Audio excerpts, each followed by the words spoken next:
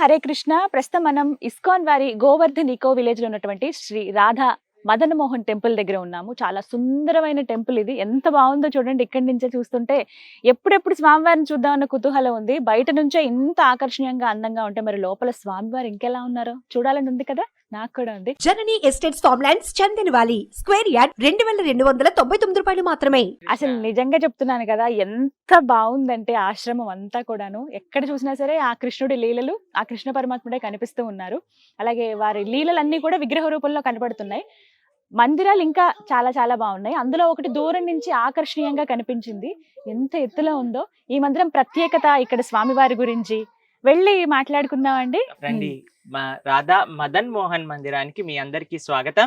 ఇక్కడ అద్భుతమైన శ్రీమూర్తులు, ఈ శ్రీమూర్తుల యొక్క విశేషాలు, ఇక్కడ ఉండే వైభవం అంతా కూడా మనతో గౌర్నామ్ ప్రభు పంచుకుంటారు. ప్రభుజీ మన జేఎన్టీలో ఇంజనీరింగ్ చేశారు. దాని తర్వాత ఆయన ఇండియన్ ఇన్స్టిట్యూట్ ఆఫ్ సైన్స్ బెంగళూరులో ఆయన చదువుకున్నారనమాట. ఆయన పోస్ట్ గ్రాడ్యుయేషన్ అక్కడ చేశారు. ఆయన గేట్ లో ర్యాంక్ 5 ఆల్ ఇండియా. దాని తర్వాత ఆయన ఆశ్రమంలో ఆయన పోస్ట్ గ్రాడ్యుయేషన్ కంప్లీట్ చేసి వర్క్ చేసి వాళ్ళ తల్లిదండ్రుల యొక్క ఆశీర్వాదం తీసుకొని ఇక్కడికి వచ్చి సేవ చేస్తూ ఉన్నారనమాట. కాబట్టి ఆ ప్రభుజీ నోటి ద్వారా మనం ఆ స్వామి యొక్క వైభవాన్ని విని చక్కగా మనం వెళ్ళి లోపల ఉండే శ్రీమూర్తులను దర్శనం చేసుకుందాం. ఆలయంలో ఉండే విశేషాలు నేను ప్రభుజీ ఇద్దరు కలిసి పంచుకుందాం. పదండి, దర్శనం చేసుకుందాం. ఇంకా ఆలస్యం ఎందుకు, వెళ్దాం పదండి. చాలా ఎత్తులో నిర్మించారు ప్రభుజీ. చాలా అద్భుతమైన బృందావనంలో ఎలా అయితే మదన్ మోహనుడి యొక్క ఆలయం ఉందో అలానే ఇక్కడ ఉన్నారన్నమాట. చూడండి ఎంత ఆహ్లాదకరమైన పరిసర ప్రాంతాలు, అక్కడ చక్కటి పర్వతాలు కనిపిస్తున్నాయి. దాంతో పాటు ఆ పర్వతం పైన శివాజీ మహారాజ్ నిర్మించిన ఒక చిన్న ఫోజ్ కిలా అని అంటారు. అది కూడా మనకి అక్కడ దర్శనం ఇస్తుంది అనమాట. లేట్ చేయకుండా స్వామి యొక్క వైభవాన్ని శ్రవణం చేద్దాం, భగవంతుని దర్శనం చేసుకుందాం. ఓ హరే కృష్ణ. గౌర్నామ్ ప్రభు ఇందాక మీకు పరిచయం చేసిన ప్రభుజీ గౌర్నామ్ ప్రభు. గౌర్నామ్ ప్రభు మనకి భగవంతుడి యొక్క వైభవం, ఎలా అసలు ఈ స్వామి ప్రకటితం అయ్యారు, ఆయన యొక్క లీల ఏంటి, ప్రభుజీ దగ్గర నుంచి శ్రవణం చేద్దాం. తర్వాత మనం దర్శనం పరిక్రమ అన్ని కూడా చేసుకుందాం.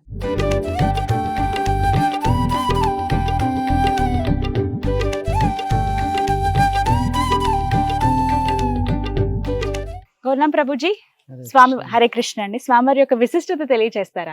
సో ఇక్కడ మనం రాధా మదన్ మోహన్ లలితాదేవి యొక్క విగ్రహాలు చూస్తూ ఉన్నాం. ఈ యొక్క మందిరాన్ని కూడా చూస్తూ ఉన్నాం.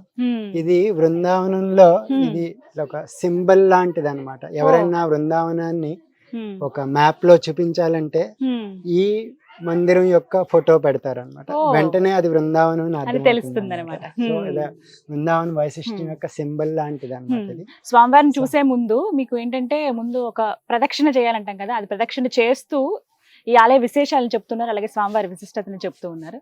అలాగే ఇక్కడున్న ఈ విగ్రహాలు ఒరిజినల్ గా బృందావనంలో మన కృష్ణ భగవానుడు ఈ భూలోకం నుంచి అవతారం చాలించిన తర్వాత ఆయన యొక్క ముని మనవడు వజ్రనాభ్ ఆయన స్వయంగా ఈ విగ్రహాలను చేశారనమాట బృందావనంలో. శ్రీకృష్ణ పరమాత్ముడి మనవడే చేశారన్నమాట, ముని మనవడు.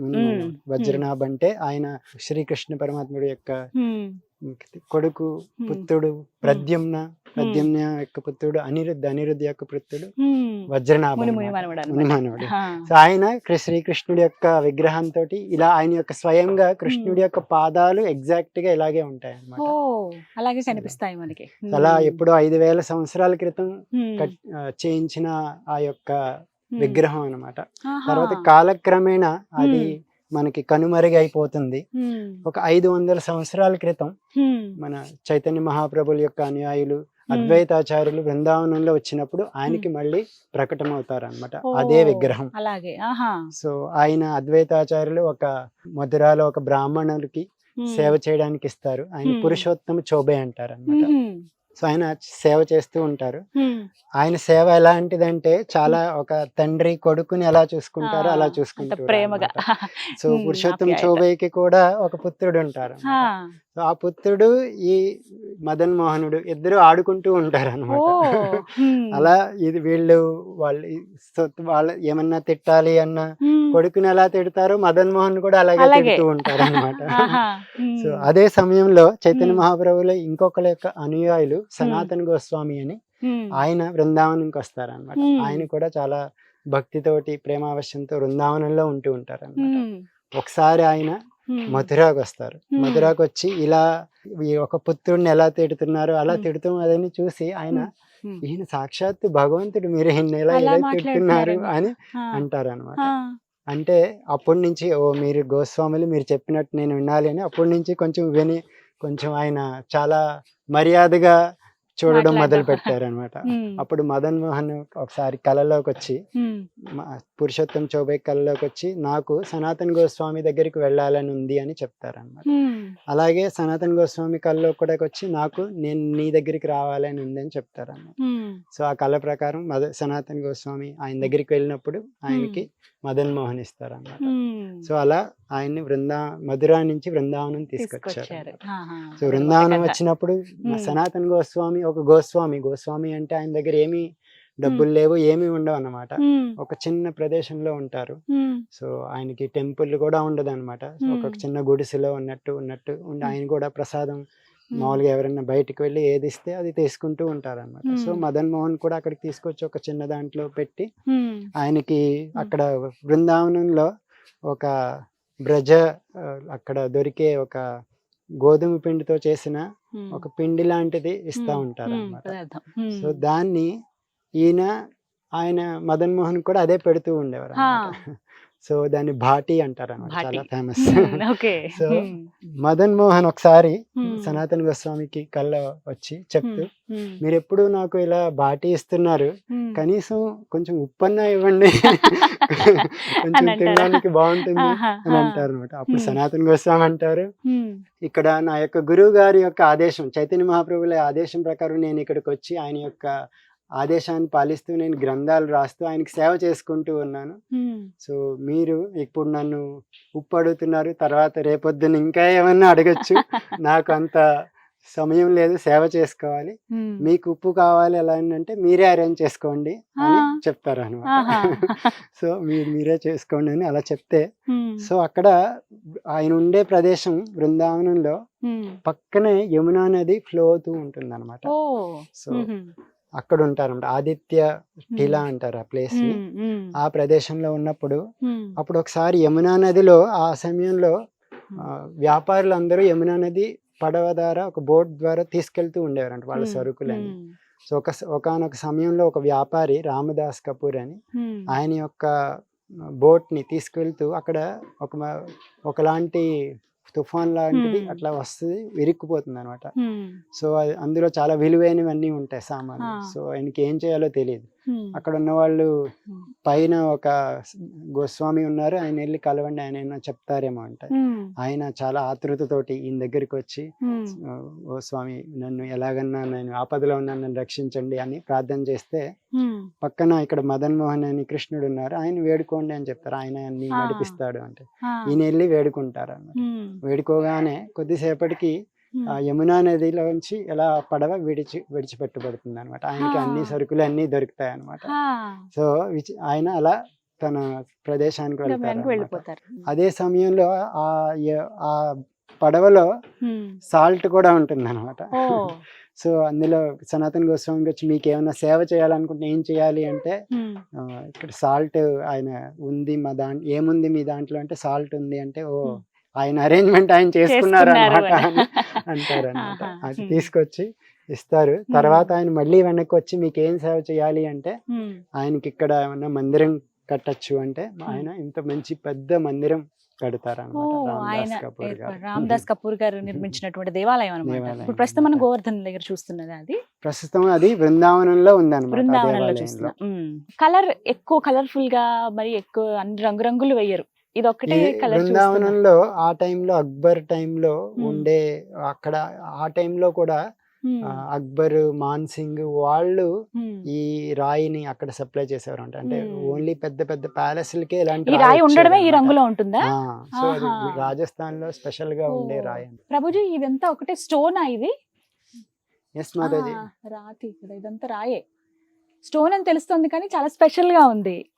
ఇది స్పెషల్ గా రాజస్థాన్ లో చేయించినటువంటి స్టోన్. ఇది ఒక పెద్ద స్టోన్ ద్వారా ఏ సైజ్ లో ఉందో కింద నుంచి చూస్తే 108 అడుగుల కంటే ఎక్కువ అన్నమాట బృందావనంలో. 108 అడుగుల మొత్తం ఇక్కడ నుంచి కింద నుంచి ఆ చివర పై దాకా టిప్ వరకు నండి, మొత్తం ఆ పైన గోపురం వరకు 108 అడుగులట. ఈ స్టోన్ అంతా కూడా రాజస్థాన్ నుంచి తీసుకొచ్చారు. ఇదంటే కలర్ వేసింది కాదు, రాయే ఈ రంగులో ఉంది. మనకి ఇటుక ఏ విధంగా ఉంటుందో ఆ కలర్ లోనే కనిపిస్తుంది, కానీ ఒక్కొక్కటి ఎంత చక్కగా చెక్కారు. సేమ్ మనకి బృందావనంలో ఎలా ఉందో అలాగే ఉంటుందా టెంపుల్?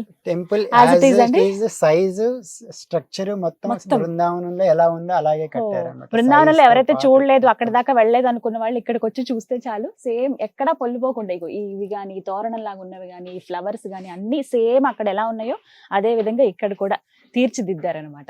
ఆ తర్వాత ఏం జరిగింది మరి? విగ్రహాలు. సో ఇక్కడ విగ్రహాలు అలా అప్పటి నుంచి రాధా మదన్ మోహన్ ద్వారా ఇక్కడ బాగా విశిష్టంగా పూజలు జరుగుతూ ఉండేవి. కాలక్రమేణా ఔరంగజేబు ఒకసారి అలా అక్కడ వాళ్ళు పవర్ లోకి వచ్చిన తర్వాత బృందావనంలో కొన్ని అటాక్స్ జరిగినాయి అనమాట. అప్పుడు జరిగేవి అనమాట. సో ఆ సమయంలో భగవంతుడిని ఈ మందిరం నుంచి ఇక్కడి నుంచి తీసుకువెళ్ళి జైపూర్ లో ఒక రాజు ఉన్నారనమాట. ఆయన చాలా భక్తుడు అనమాట. సో ఆయన దగ్గరికి షిఫ్ట్ చేశారనమాట. సో అప్పటి నుంచి రాధా మదన్ మోహన్ ఫస్ట్ జైపూర్ లో షిఫ్ట్ అయ్యారనమాట. సో మనం బృందావనం వెళ్తే మనకి పెద్ద విగ్రహాలు అక్కడ డైరెక్ట్ గా కనబడవు అనమాట. చిన్న స్వయంభూ విగ్రహాలు, చిన్న విగ్రహాలు మాత్రమే కనబడతాయి అనమాట. ఒరిజినల్ విగ్రహాలు ఇప్పుడు కరోలీలో ఉన్నాయన్నమాట. కరోలీ అని ఒక ప్లేస్ జైపూర్ తర్వాత. సో మనం బృందావనం వెళ్తే విగ్రహాలు ఓన్లీ మందిరం మాత్రమే చూస్తాం అప్పుడు నిర్మించినటువంటి. అలాగే కరోలీ వెళ్తే అక్కడ మనం విగ్రహాలు మాత్రమే చూస్తాం, రాధా మందిరం ఉండదు అనమాట. కానీ ఇక్కడ మా ప్రత్యేకం ఏంటంటే ఇక్కడ ఆ మందిరం ప్లస్ విగ్రహాలు రెండు ఉన్నాయి. అంటే మదన్ మోహన్ తన యొక్క మందిరానికి తిరిగి వచ్చారు అని చెప్తారనమాట. ఒకసారి మా విగ్రహ ప్రతిష్ఠ జరిగేటప్పుడు కరోలి నుంచి స్వయంగా ప్రధాన అర్చకులు ఇక్కడికి వచ్చారనమాట. ఆయన వచ్చి ఈ విగ్రహ ప్రతిష్ఠ జరిగేటప్పుడు ఆయన కళ్ళంట నీళ్లు పెట్టుకుని మదన్ మోహన్ తిరిగి బృందావనం వెళ్ళిపోయారు అని ఆనందంతో చాలా విడివిడిగా అక్కడ ఒకటి ఇక్కడ ఒకటి ఉండేవి, కానీ ఆయన మొత్తానికి మందిరంలోకి చేరుకున్నారు అనే భావన. తనకి నాకు మీరు ఎంత చెప్తున్నారు ప్రభుజీ, నాకు ఎప్పుడెప్పుడు చూద్దామా అని ఉంది. మరి వెళ్దామా దర్శనానికి? నాకే కాదు, ఈ కథ అంతా విన్న తర్వాత చాలా మందికి తెలిసి ఉంటుంది, మేబీ కొంతమందికి తెలియకపోవచ్చు అసలు ఏంటి బృందావనం, ఎలా అసలు ఇక్కడ స్వామివారు ఎలా వెలిసారు, అప్పుడు ఏం జరిగిందని చెప్పి. ఈ కథ విన్న తర్వాత చాలా మందికి ఒక క్లారిటీ వచ్చి ఉంటుంది. కానీ ఇంకా తెలుసుకోవాలని అనిపిస్తూనే ఉంటుంది ఎప్పుడు కృష్ణుడి గురించి. అంతకంటే ముందు నాకైతే దర్శనం చేసుకోవాలని ఎప్పుడెప్పుడు చూద్దామా స్వామివారిని.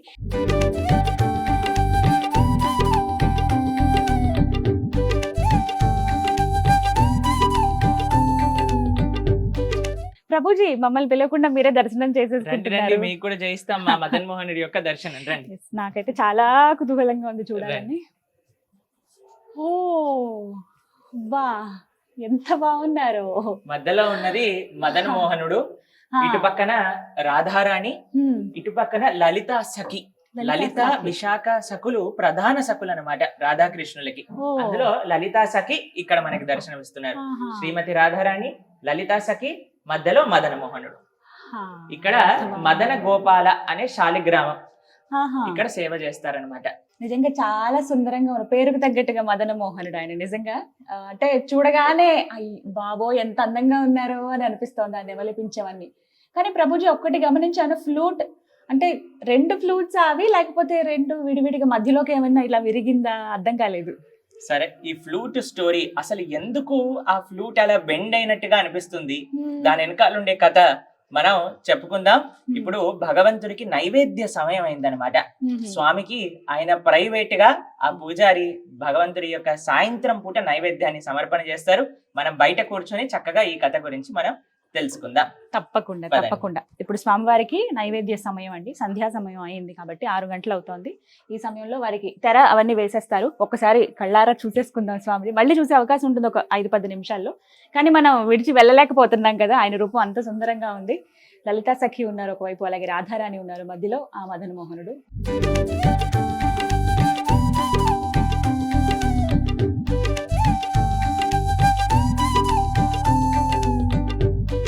ఫ్లూట్ ఎందుకు అలా ఉందో చెప్తానన్నారు. ఆ ఫ్లూట్ కథ చెప్తాను వినండి. ఆ, మన గోర్నాం ప్రభు మదన్ మోహనుడు ఎవరు హ్మ్, ఫస్ట్ తయారు చేశారు, దాని తర్వాత ఆయన ఎవరి దగ్గర ఆరాధన చేసుకున్నారు, దాని తర్వాత సనాతన గోస్వామి ఆయనను తీసుకొని రావటం, హ్మ్, ఔరంగజేబ్ కాలంలో ఆ మందిరాలన్నిటినీ కూడా ధ్వంసం చేశారండి. హ్మ్, ఈ పాశ్చాత్య దేశం వాళ్ళందరూ కూడా వచ్చేసి Hmm. ఇతర మతస్థులందరూ కూడా మన Hmm. హిందూ ఆలయాలని మొత్తం కూడా ధ్వంసం ధ్వంసం చేశారు, చేశారు. అవును. మన అయోధ్య హ్మ్, మనకి తెలుసు, ఇప్పుడు ఇన్ని సంవత్సరాల తర్వాత Hmm. మళ్ళీ ఆ అయోధ్య యొక్క పునర్వైభవం వస్తుందన్నమాట. హ్మ్, సనాతన ధర్మానికి చెందిన వాళ్ళందరికీ ఎంతో గర్వకారణం. అవును. కాబట్టి సంతోషం. ఇక్కడ బృందావనంలో ఎప్పుడైతే వాళ్ళు ఔరంగజేబ్ వాళ్ళ యొక్క అటాక్ జరిగిందో Hmm. అప్పుడు వీళ్ళు ఏం చేశారంటే, ఆలయం పోతే పోయింది, భగవంతుడినైనా సరే మనం కాపాడుకోవాలి హ్మ్, అని అనుకొని ఏం చేశారు అని అంటే, స్వామి యొక్క శ్రీ విగ్రహాలన్నీ కూడా తీసుకొని హ్మ్. జైపూర్కి వెళ్ళిపోయారు. ఓ, బృందావనంలో ఉండే ముఖ్యమైన విగ్రహాలన్నీ ఇప్పుడు జైపూర్ లో ఉండడానికి కారణం అది. ఓ. మా స్వామినైనా కాపాడుకోవాలి, మన ప్రాణాన్నైనా ఉద్దేశంతో. పనంగా పెట్టి స్వామిని కాపాడుతాం హ్మ్, అని ఈ మదన మోహనుణ్ణి బృందావనం నుంచి జైపూర్కి తీసుకెళ్లిపోయారు. ఓ. జైపూర్ లో ఉండే రాజుగారు చక్కగా ఆరాధన చేసుకుంటూ ఉన్నారన్నమాట. హ్మ్, సరే బాగుంది, ఆయన బ్రహ్మాండంగా సేవ చేసుకుంటున్నారు, అంతా చక్కగా ఉంది. హ్మ్, వాళ్ళ కూతురికి పెళ్లి వయసు వచ్చిందనమాట. హ్మ్, అయితే కరోలి అనే ప్రదేశంలో ఉండే యువరాజుకిచ్చి పెళ్లి చెయ్యాలి అని అనుకున్నారు. హ్మ్, అయితే వాళ్ళ కూతురు కుమార్తె, హ్మ్. రాజుగారి కుమార్తె అంది, నాన్న నువ్వు చెప్పిన పెళ్లి నేను చేసుకుంటా, కానీ నాకు మదన్ మోహనుడు కావాలి, మా అత్తగారింటికి తీసుకెళ్తాను అని. ఆ, వాళ్ళ నాన్నగారు అన్నారు, ఓయ్ నువ్వు తీసుకెళ్తే మదన్ మోహన్ మరి నేనెవరిని పూజ చేసుకోవాలి, నాకు ఆ. కూడా నీకెంత ఇష్టమో నాకు కూడా అంతే ఇష్టం, ఆ, కాబట్టి నేను ఇవ్వను ఆ. అని అంటే, అలా నీకంటే ఎక్కువ భక్తి నాది, Hmm. నాకు ప్రేమ మదన్ మోహన్ అంటే, ఆయన లేకుండా నేను ఉండలేను హ్మ్, అని అంటుందన్నమాట. హ్మ్, సరే ఇంత భక్తి అంటున్నావు కదా, నిరూపించుకో నీ భక్తిని అని రాజుగారు అన్నారనమాట. హ్మ్, అయితే టెస్ట్ గా ఏం చేశారంటే అండి, మదన్ మోహన్ ఎలా ఉంటాడో అలాంటి విగ్రహాలు కొని చేయించారు. హ్మ్, చేయించి హ్మ్, ఈవిడికి కళ్ళకు గంతలు కట్టేసి, హ్మ్. ఏదైతే ఒరిజినల్ మదన్ మోహనుడు అని నువ్వు కళ్ళ గంతలు కట్టుకొని చూడకుండా కానీ నువ్వు కనిపెడితే ఆ, నీకు అత్తగారింటికి పంపిస్తా ఆ. అని విగ్రహం రాజుగారు ఇస్తానంటారు. పెట్టారన్నమాట. ఆ, పెట్టేసరికి ఈవిడ, కృష్ణ నువ్వే దారి చూపించాలి, నా ప్రేమ నిజమైతే నీ పట్ల హ్మ్, నువ్వే ఆ మదన్ మోహనుడివి అని నిరూపించుకో అని ఆ. ప్రార్థన చేస్తూ ప్రతి విగ్రహం దగ్గరికి వెళ్తుంది. ఇలా ఇలా తాకుతాడా? కళ్ళ గంతులు ఉన్నాయి కదండి, ఆ. తాకుతుంది, ముట్టుకుంటుంది, స్వామికి ప్రార్థన చేస్తుంది, కృష్ణ నువ్వే చెప్పు నువ్వే చెప్పు, ఎందుకంటే ఎగ్జాక్ట్ గా ఉన్నాయి అన్ని విగ్రహాలు కూడా. ఆ, ఎప్పుడైతే ఈ విగ్రహాన్ని దగ్గరికి వెళ్ళి ఇలా పట్టుకుందో, కృష్ణుడు తన చేతిని ఇలా ఫ్లూట్ వాయిస్తాడు కదా, ఇలా కిందికి దింపేశాడు అనమాట. ఓ. దింపేయంగానే ఆ ఫ్లూట్ టక్కుమని విరిగిపోతుంది. వెంటనే కౌగలించేసుకుంటుంది కృష్ణుడి, ఓ ఆ. మదన్ మోహనుడు ఇటే అని. హ్మ్, వాళ్ళ నాన్నగారు కూడా చూసి ఆశ్చర్యపోతారు, ఇంత ప్రేమ నా భగవంతుడే రెసిప్రొకేట్ చేస్తున్నారు, హ్మ్. తప్పకుండా నీకు మీ అత్తగారింటికి ఇచ్చి పంపిస్తాను అని మదన్ మోహన్ ఇచ్చేసాడనమాట. ఓ. అప్పటి నుంచి ఈయనకి చెయ్యి ఇలా కింద ఉండటం వల్ల 2 ఫ్లూట్లు ఉంటాయి అనమాట. రెండు అందుకే ఉంటాయి. మనకి విచిత్రంగా కనిపించింది అదే ఎప్పుడైతే నాకు స్వామిని చూడగానే మనం అదొక్కటే దర్శనం కొంచెం చేస్తారో. బృందావనం నుంచి జైపూర్, జైపూర్ నుంచి కరోలి, హ్మ్. ఒక విధంగా చూస్తే కరోలీలో నుంచి గోవర్ధన్ ఈకో విలేజ్ కి, హ్మ్. ఆయన యొక్క సొంత భవనానికి, ఆయన సొంత ఇల్లుకి, ఏదైతే సనాతన గోస్వామి కట్టించిన ఆలయం, హ్మ్. అలానే ఆ స్వామి యొక్క విగ్రహాలు రెండు Hmm. కూడా ఇక్కడ ఉండిపోయాయి అన్నమాట. హ్మ్. అది ఇక్కడ భగవంతుడి యొక్క విశిష్టత. హ్మ్. భగవంతునండి భక్తితో ప్రేమతో ఆరాధిస్తే, హ్మ్. ఆయనని ప్రేమిస్తే, ఆయనకి ఇంకేం వస్తువు కాదండి ఈ ప్రపంచంలో కావాల్సింది. పత్రం పుష్పం ఫలం తోయం యోమే భక్త్యా ప్రయచ్చతి. హ్మ్. ఆ భక్తి కాని మనకుందనుకోండి, స్వామి మన కోసం ఎంత దూరమైనా వస్తాయి. దానికి అంతే కదా. నిదర్శనమే భగవంతుడు ఇక్కడ. హ్మ్. కాబట్టి మనందరం కూడా మన జీవితాల్లో హ్మ్. ఈ ప్రదేశం యొక్క ప్రయోజనం అదే. హ్మ్. కృష్ణుడి పట్ల, ఆ కృష్ణుడి యొక్క లీలల పట్ల, కృష్ణుడి యొక్క నామం పట్ల, కృష్ణ Hmm. భక్తుల పట్ల హ్మ్. మన ప్రేమని పెంచటం. హ్మ్. కాబట్టి ఈ ఆశ్రమంలో అడుగడుగున కృష్ణ హ్మ్. స్మరణ మనకు కలుగుతూ ఉంది. కనిపిస్తూనే ఇంత ఉంటుంది. వైభవమైన ధర్మం మన Hmm. సనాతన ధర్మం, కృష్ణ భక్తి సాంప్రదాయం. హ్మ్. మనందరం కూడా ప్రపంచంలో ఎన్నో భౌతికమైన కోరికల వల్ల హ్మ్. మనం భగవంతుణ్ణి మిస్ చేసేసుకుంటున్నామండి. హ్మ్. కృష్ణుడు ఏది అడిగితే అది ఇస్తాడు. హ్మ్. ఆ రాకుమార్తెలాగా కృష్ణ నువ్వే కావాలి అని అంటే ఆయన వస్తారు. హ్మ్. ఇంకా మన దగ్గర ఆప్షన్ ఉంది. ఆయన దగ్గరికి వెళ్ళి వీసా కావాలి, పెళ్లి చెయ్యి, పిల్లలు కావాలి, నాకు ఇది తీసేసే అది తీసేసే అని అడుగుతామా? హ్మ్. లేదా స్వామి నువ్వు వచ్చేసేయ్, ఆయన వస్తే అన్ని రావా అండి మన అన్ని దగ్గర? ఉన్నట్టే కదా కాబట్టి ఆయన ఉంటే. ఆయన ఉంటే అన్ని ఉన్నట్టే. కాబట్టి ఆ ప్రేమ, ఆ భక్తిని హ్మ్. పెంపొందించేదే ఈ ప్రదేశం గోవర్ధన ఈకో విలేజ్. Village. నిజంగా చాలా ఇక్కడికి బాగుంది. రావడం యొక్క ప్రయోజనం ఏంటో తెలుసా అండి? బృందావనం పట్ల ప్రేమ పెంచుకోవడం. ఇక్కడికి వస్తే మనం ఒక మిఠాయి షాప్ కి వెళ్ళాం అనుకోండి, వాళ్ళు ఏమి ఇస్తారు? మీకు ఏం కావాలండి, మోతీచూర్ లడ్డు కావాలి అనగానే కొద్దిగా మోతీచూర్ లడ్డు ఇస్తారనమాట. దాన్ని టేస్ట్ చూసాక అరే ఇది చాలా బాగుంది, 3 కేజీలు ప్యాక్ చేయి అని చెప్పినట్టుగా ఇది బృందావనం పట్ల రుచి ప్రేమను మనకు కలిగిస్తుంది ఈ ప్రదేశం. దాని తర్వాత అరే రెప్లికానే ఇంత బ్రహ్మాండంగా ఉంటే ఇంకా బృందావనం ఎలా ఉంటుంది అని మనందరం బృందావనానికి వెళ్ళి అక్కడ దర్శనం చేసుకోవాలన్నమాట. నిజంగా ఉంది స్వామి, అంటే నాకు అక్కడికి వెళ్ళాలని ఉంది ప్రభుజీ, చూద్దామని అనిపిస్తుంది. అక్కడ ఎలా ఉంటది అసలు, ఆ ప్రాంతం ఎలా ఉంటుందా బృందావనం అని అనిపించింది. ఎంతో వైభవంగా ఉంటుంది. కృష్ణుడు నడయాడిన ప్రదేశం బృందావనం అన్నిటికంటే స్పెషల్. ఈ ప్రపంచానికే ఆభరణం బృందావనం అన్నమాట. కాబట్టి అటువంటి ప్రదేశాన్ని పట్ల ప్రేమ పెంచే ప్రదేశమే ఈ గోవర్ధన్ ఈకో విలేజ్. సాక్షాత్తుగా బృందావనం, అలానే బృందావనం పట్ల ప్రేమను కలిగించే ఒక ప్రదేశం. కృష్ణ భక్తి, కృష్ణ నామం, కృష్ణ ఆలయం, కృష్ణ నామ సంకీర్తన ఎక్కడ చూసినా అదే ఈ ప్రదేశంలో కనిపిస్తూ ఉంటుంది అనమాట. స్వామివారి యొక్క దర్శనం చేసుకోండి, భక్తుల యొక్క సాంగత్యం తీసుకోండి, ఆ భగవన్ నామ సంకీర్తనలో పాల్గొనండి, ఆ భగవంతుడి యొక్క పూర్తి కృపా కటాక్షాలు పొందండి. చాలా చక్కగా వివరించారు ప్రభుజీ. ఇంకొకసారి దర్శనం చేసుకోవచ్చా? తప్పకుండా. నైవేద్య సమయం అయిపోయింది కదా. నైవేద్యం అరగంట సేపు పెడతారు స్వామి. ½ అన్ అవరా? ఎందుకంటే అండి మనం తినడానికి ఎంతసేపు పడుతుందండి. మనం ఇప్పుడు ప్లేట్ పెట్టేసి మన ముందు ఎవరైనా ప్లేట్ పెట్టి తీసేసారనుకోండి ఎలా ఉంటుంది, ఒరే తిన్నివురా అంటే అంతేనా? అలానే భగవంతుడికి కూడా, ఎందుకంటే భగవంతుడిని ఇక్కడ ఏదో బొమ్మలాగా ఏదో రాతి విగ్రహం అక్కడ నించున్నట్టు కాదండి, సాక్షాత్తుగా స్వామి అక్కడ ఉన్నారు. కాబట్టి ఒక మనిషికి తినడానికి కనీసం చేతులు కడుక్కొని కూర్చొని తిని మళ్ళీ చేతులు కడుక్కొని అవన్నీ చేయడానికి ½ అన్ అవర్ పడుతుంది కదండి. కాబట్టి అరగంట సేపు భగవంతుడికి నివేదన చేస్తారు. దాని తర్వాత స్వామికి ఆరతి అవుతుంది అనమాట.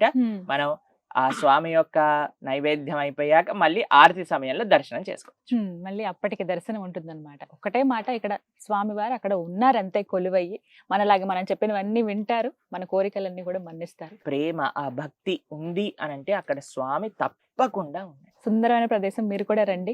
శ్రీ శ్రీ రాధా మదన్ మోహన్ టెంపుల్ ని ఇవాళ మనం దర్శించుకున్నాము. సుందరమైన ప్రదేశం ఇది, మొత్తం ఆశ్రమం అంతా కూడా. మీరు కూడా సమయాన్ని వెచ్చించి రండి. ఖచ్చితంగా ఒక ఆధ్యాత్మిక చింతనలో గడపాలి అనుకునే వాళ్ళు, స్పిరిచువాలిటీ మేము ఇంకా పెంపొందించుకోవాలి అనుకునే వాళ్ళకి అద్భుతమైన ప్రదేశం ఇది. ఇది వాళ్ళ వీడియో. నమస్తే.